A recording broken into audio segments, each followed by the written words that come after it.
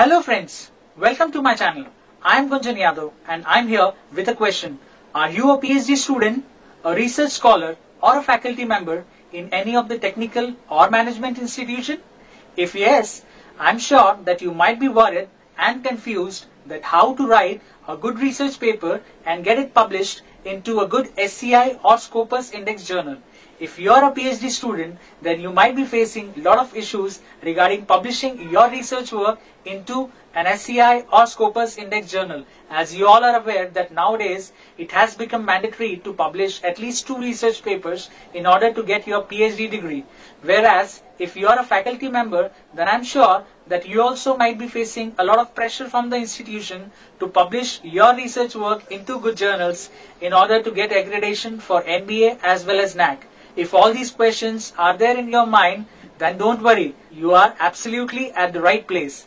In this video, I am going to give you a step-by-step process on how to write a good research paper and then get it published into an SCI or Scopus Index journal. So without any further delays, let's get started. So, where to publish your research work, what you have done? There are 2 types of areas where you can publish your research work. First, you can publish your research work into a conference, or you can choose a journal for publication of your research work. So let us understand first that when you should go for a publication of your research work into a conference and when you should go for publication of your research work into a journal article.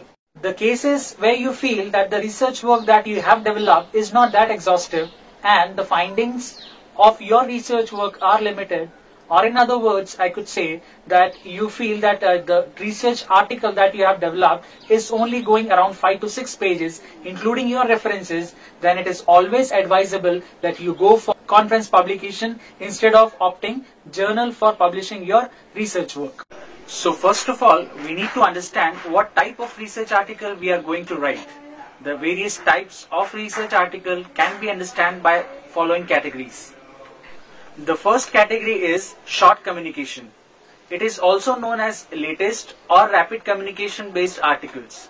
The research paper written under this category should include strong study findings along with concrete data in their results which possess strong impact to the industry as well as society. Normally, the length of these articles lies between 2 to 4 pages and the author should ensure that the research paper falling under this category should include a breakthrough research. For example, in the present corona pandemic, if a researcher makes a vaccine in the form of a chemical composition to fight against corona, then such type of article can be considered as a short communication based article. The next category is literature review. The research papers written under this category contains an exhaustive and comprehensive work carried out by the authors. Initially, the authors need to collect a large number of research papers from various search engines such as Google Scholar, Scopus, and other search databases. It is expected that the authors who are writing the literature review paper should conduct a detailed study of the collected papers from the literature and then project their concrete study findings along with the implications, discussions, literature gap and future prospects of that particular research area. I have also uploaded a dedicated video on how to conduct a literature review. The link would be somewhere around here and I will also mention it in the description link. The next category is research elements. The research papers written under this category are basically the development of methodologies and their extension to solve the case-specific situation problems. These type of research papers actually helps in developing a framework to solve the issue or case-specific problems and provide a methodological approach to solve a particular problem. For example, if I am working in the area of decision making and optimization and I have developed a new method that can be applied across various domains. So for that case, I can write my research paper under this particular category. Whereas if I am trying to provide some extensions of existing research methods, then also I can make my research article under this category. The next category is viewpoint articles. So what are viewpoint articles? Have you heard about it earlier? Yes, the viewpoint articles are basically the invited research papers that a journal asked any particular researcher to submit. For the development of such research articles, the editors of the journal ask the most renowned researcher of that particular area to present their viewpoint on the present state of art of research and also what are the possible extensions of future work and research threads in that domain so that the young researchers who are working in that area can find the new insights and the area how the research can be proceeded. The next category is case study. As reflecting from the name, the case study papers are those research papers which are written by conducting a case study into any organization, industry or a company. This can be done under the manufacturing industry or a corporate industry, anywhere. If such type of research is being carried out at any organization, the research papers written falls under the category of case study. The next category is full-length article. This is the most common category which is being taken up by the researchers to write their research paper. We are going to discuss in detail about this particular category in our next section. The next category is errata. What is errata? Let us understand with the help of an example. Suppose you write a research paper and submit it to a journal, and after certain revisions your article gets accepted. But on the later stage you realize that you have made some errors or you need to do some corrections in your article which is not possible at that particular stage. So what you will do? You will write another article which is known as errata to address the corrections or removal of errors which you have made in your previous article. Once you have decided what type of research article you are going to write, the next step is to follow the author guidelines before you start writing your research paper. The author guidelines are available on the home page of the journal where you want to submit your research article. For selection of journal and submission of research paper to SCI or Scopus Index Journal, I have uploaded a dedicated video on that, and the link can be seen somewhere here, or I will also mention that into the description box below. The author guidelines include following important points which you can see over here. First, the article format. You first need to ensure that the journal where you are going to submit your research paper, what type of article format does it follows. Either it accepts LaTeX format, MS Word format or PDF format. Next is article length. Now it totally differs from journal to journal that what should be the article length, but normally it lies between 8,000 to 10,000 words. For a literature review paper, various journals extends the limit of this 8 to 10,000 or whatever may be the journal limits for the article length. Next is biography and acknowledgement. Various journals ask the authors to prepare a short biography of around 150 words that summarizes their previous works and achievements. Whereas in the acknowledgement, you need to thank the people who helped you in developing this research paper. Every journal has different format for captioning the tables and figures which are included in the research paper. Whereas you also need to write details of research funding agency if it is applicable for your research paper. Similarly, the type of research paper we have already discussed earlier. And the most important thing is the reference style. You need to specifically follow the reference style of that particular journal where you want to submit your research work. However, in addition to these author guidelines, I would suggest you to download at least 4 to 5 research papers of the same journal where you are trying to submit your research paper, and make sure that those 4 to 5 journal articles are the most recent articles. It will help you not only to understand the structure and flow of the papers which are being published in that particular journal, but it will also help you to understand what are the flavor and liking of that journal. Once you have gone through the author guidelines, the next step is to design the structure of your research paper. Here are some of the essential parts that a scientific research paper should include. Now, most of us wonder that in spite of doing an exhaustive industrial-based case study or an experimental-based study, we are still not able to write a good research paper that can be published into an SCI or a Scopus Index journal.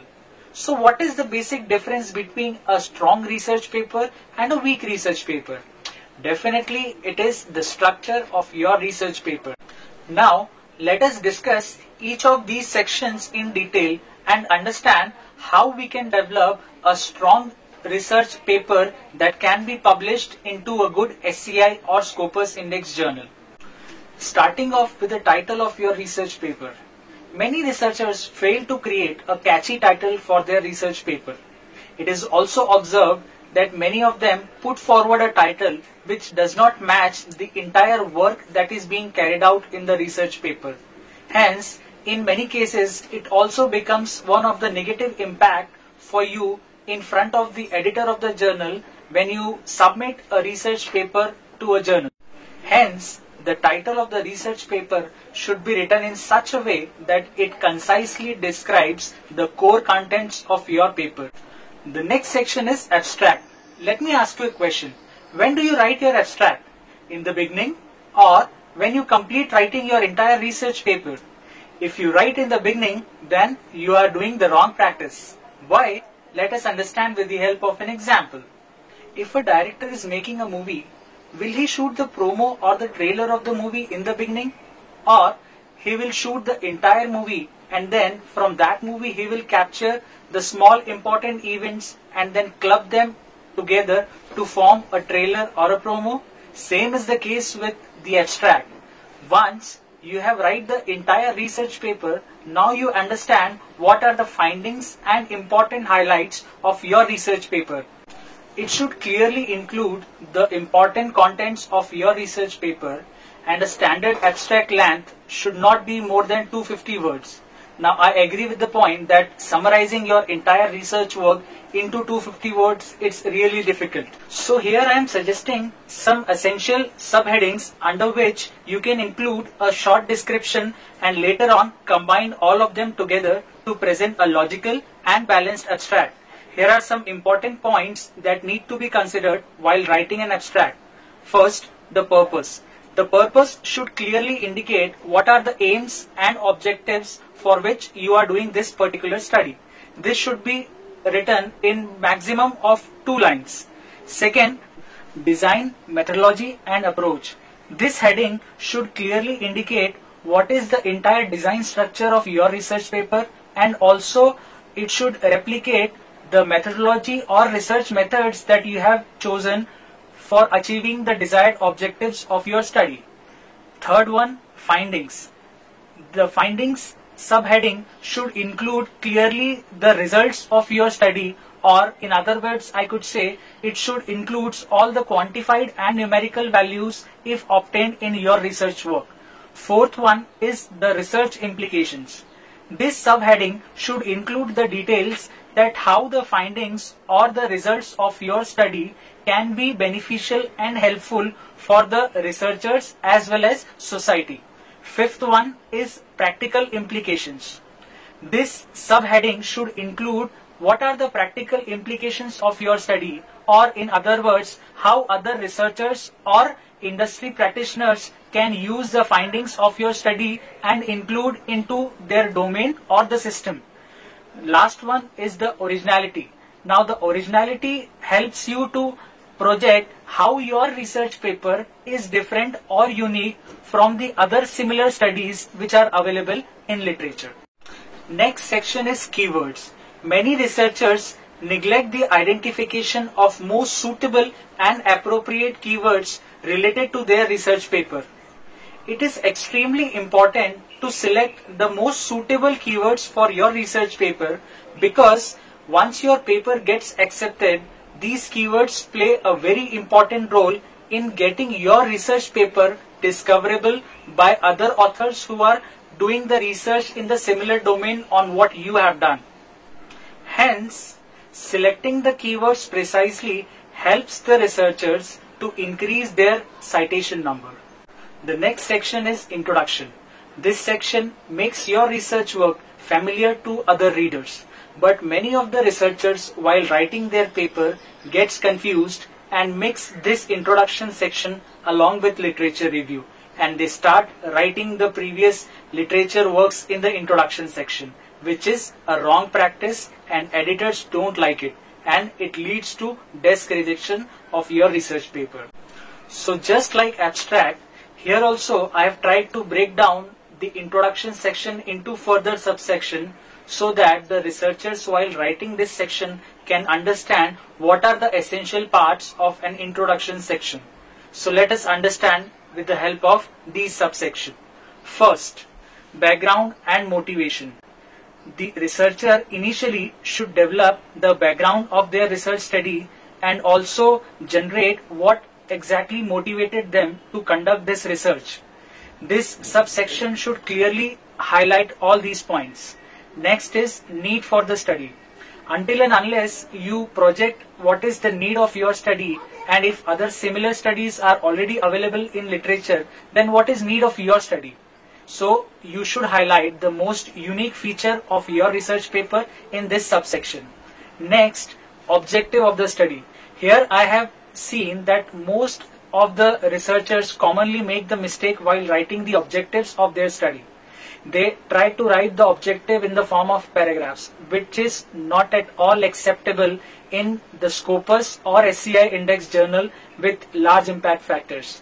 The objective of the study should always be written in bullet points, and it should start like to identify, to analyze, to examine, to compute, etc. The last section of introduction should be the organization of the study. This should be included in one entire paragraph where you should discuss how your paper has been organized. Like you can include something that section 1 represents introduction, section 2 describes the literature review, section 3 and so on. While writing your introduction section, if you take care of all these subsection headings that I have introduced to you, your introduction section will be absolutely perfect. The next section is literature review. This section is also considered as heart of your study. In this section, the author is expected to present the highlight of the similar work carried out in existing literature. In normal practice, the researcher while writing this particular section straight away start writing the summary of the research work carried out by other researchers in literature. Here is the point where it makes the difference. To make your literature review section more presentable and exhaustive, it is always necessary that you highlight from which databases did you extract the paper for your literature review. I mean, if you have mentioned in your study that you have studied around 40 research papers to write this research article, then those 40 research articles should have a valid database from where you extract those 40 articles. You are further expected to mention the timeline, okay, that you have included only the articles those were published after 2000 till 2020. What search keyword did you use to extract these articles from those databases? How did you filter the articles? What language did you use to filter the articles?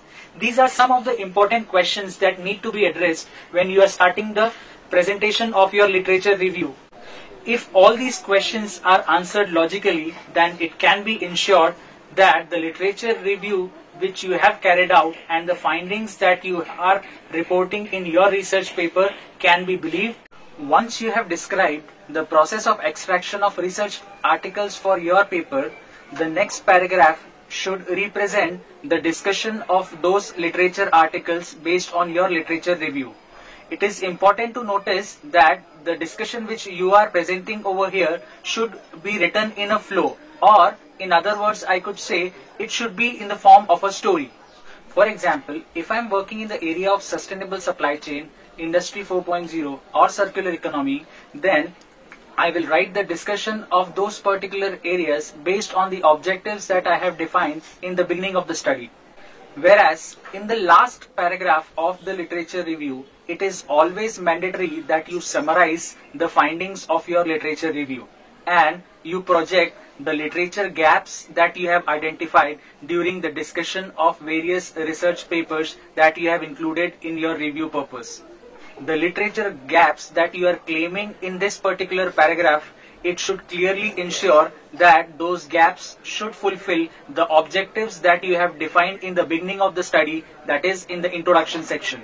When you logically establish a connection between the literature gaps and the objectives that you have defined in the beginning of the study, then it definitely correlates and helps to strengthen the need of this particular research. The next section is research methodology. To make your research paper unique, you need to strongly focus on this particular section. The first subsection represents the flow of your research paper. You can use some structural diagram or flow chart in order to present the flow of your research paper. Here you can see a sample flow chart of my research paper where I have included the entire description how my research paper has been carried out. The reader who is not familiar with my research work can straight away go through this flow chart and understand what exactly I am trying to do in my research paper. Whereas in the later paragraphs, you are supposed to include the details of the research method that you are going to use in your research paper. For example, if I am using any decision-making approach such as fuzzy HP, Prometheus, Electrate, Topsys, or any of the optimization methods such as genetic algorithm or any advanced optimization technique, then I need to describe that technique in detail in this particular subsection. However, it is further advised that you should project the applicability of the research method that you are using in your research paper along with its recent application, and also show how that method is only suitable for your research work. And you should also mention what are the other alternative methods that can be used instead of the method that you are using in this research paper. Such claims will improve the credibility of your paper and will create a good impact on the editor of the journal where you are submitting your research paper. It further improves the chances of publication of your research paper into that journal. Later in this section, you can apply those research methods into the case organization or the experimental setup that you are going to carry out in your research work. Many researchers use this section to discuss the application of the research methods, whereas some researchers use a separate section to describe the application of research methods used. The next section is result section. Now it has been commonly observed that many researchers while writing their research paper gets confused among the three sections, namely results, discussion and conclusion. They used to write the same thing in all the three sections, but that is not the right way to do a research paper. In result section, you are supposed to write and mention only the quantified value or the results that you have obtained as a findings of your case study or the research work that you have done. You are not supposed to mention any of the interpretations out of your research work.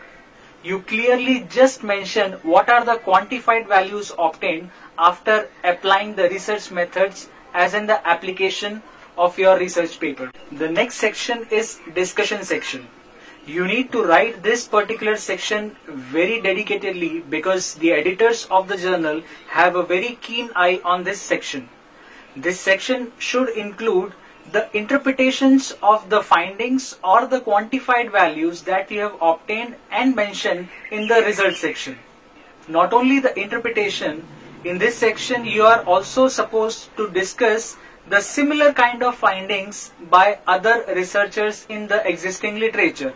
And here you need to compare your results with other researchers in order to strengthen your outputs of the research study.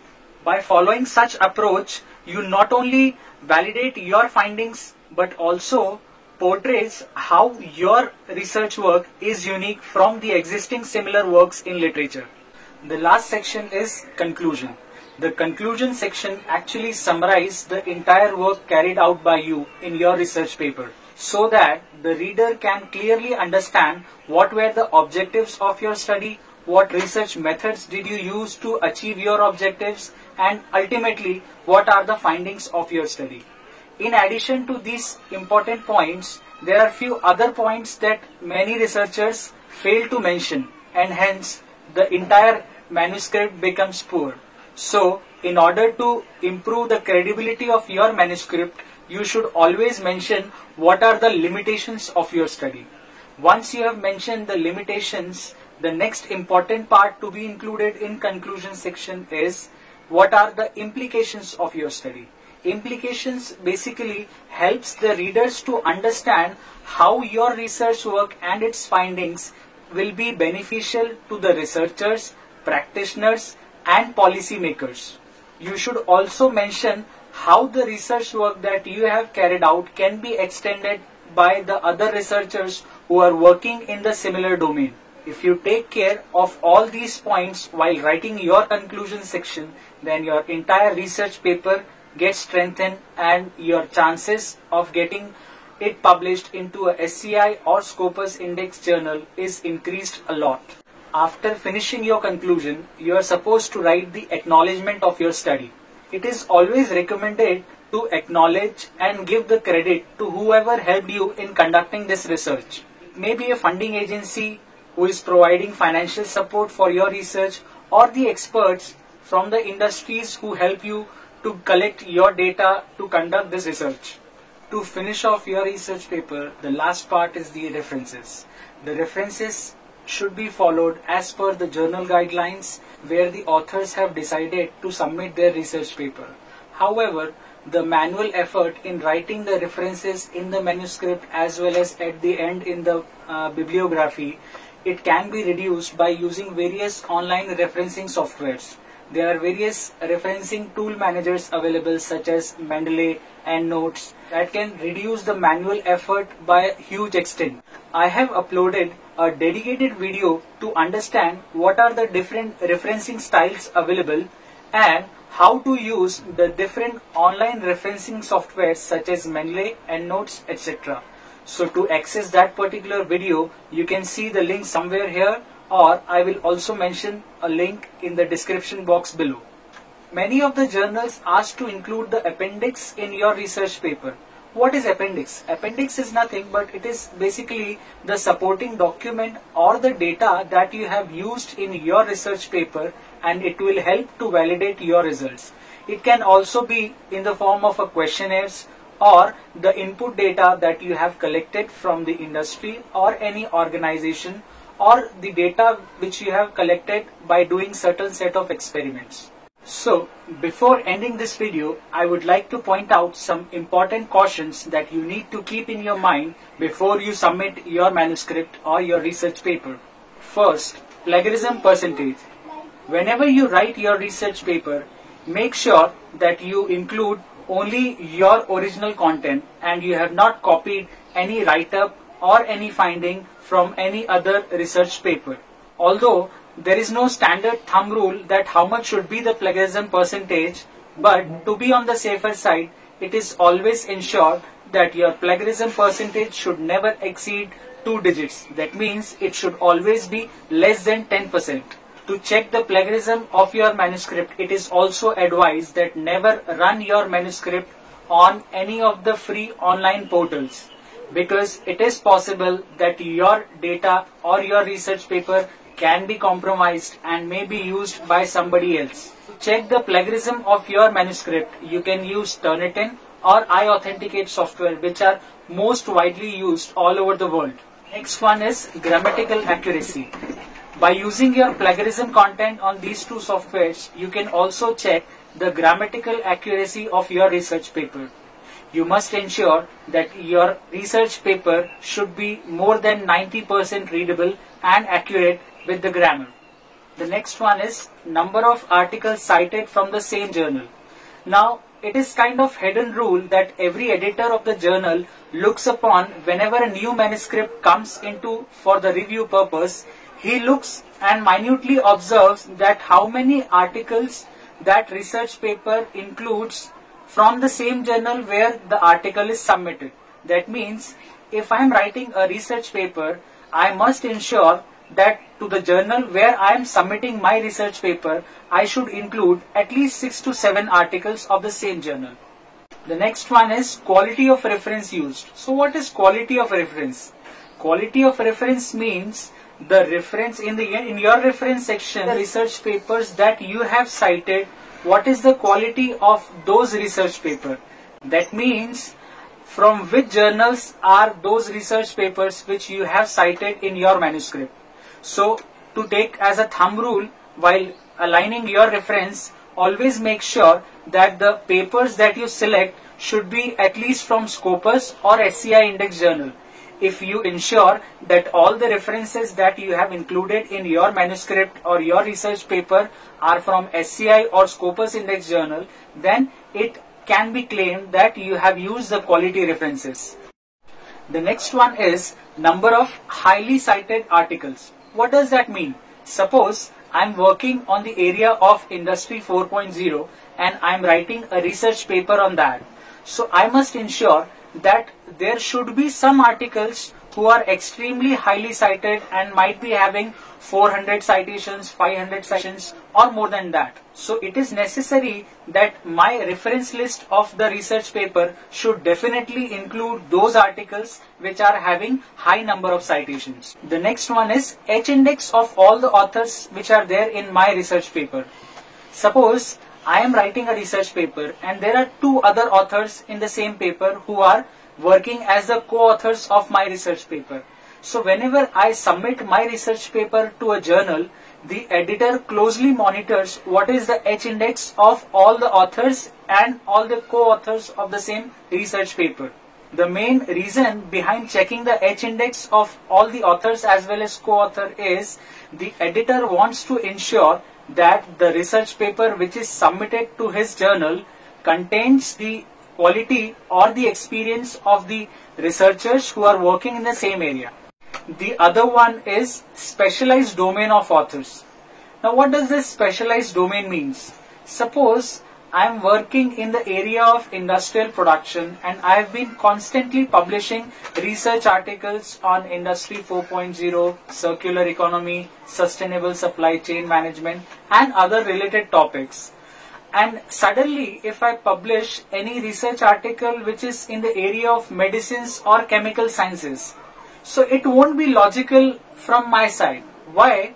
Because that is completely different from my area of specialization. So whenever a research article is submitted to a journal, the editor has a keen eye on the specialized domain of all the authors as well as co-authors of the research paper. The other more important part is international and national collaboration. To improve the credibility and quality of journals, it is very mandatory that how many international collaboration papers are being submitted to their journal. That means if there are 3 authors in my research paper and 2 are of the same country and the other one is from the different country. Now this kind of research paper is coming under the international collaboration. So it will have a good impact on the journal and it will help in improving the quality of the journal. So the editor likes such kind of articles. So it is always suggested that if you have collaborations with the researchers of the other country, make sure and try to include them in your research paper. This will not add that much, but yes, it is going to add a little bit in getting your paper accepted in good SCI or Scopus Index journal. Thanks for watching this video. If you find this video informative, please like, share and subscribe to my channel and don't forget to hit the bell icon to stay updated with our new uploads. Till then, bye bye, take care and stay safe.